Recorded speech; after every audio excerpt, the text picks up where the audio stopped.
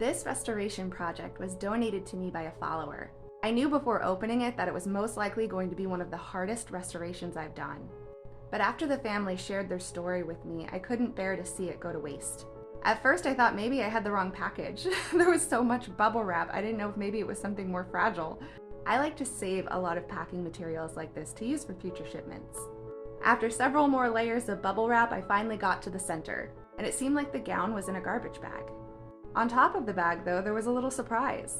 I took a closer look and I couldn't quite figure out what it was yet. As I unwrapped it, it looked like it was a little pillow that was made out of the exact same silk fabric as the gown itself. I'll be sure to restore this pillow along with the dress as well. After all of this, I finally got to take a look at the gown, and it was double wrapped in here too. This one was heavy. After going through all of these layers and layers, it was finally time to go over to my trusty mannequin. When I said earlier that this gown is probably the biggest restoration project I've done yet to date, this is what I mean. The story of this gown is an interesting one. It was worn in 1966.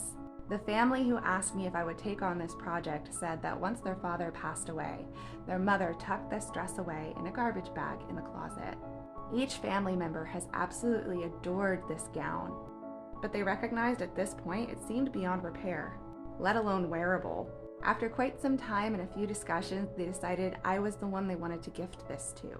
This is going to take everything that I've learned this past year in restoration, and I think I'm going to need a little more than this to-go tide stick. If you want to see this before and after, follow me here. More to come soon.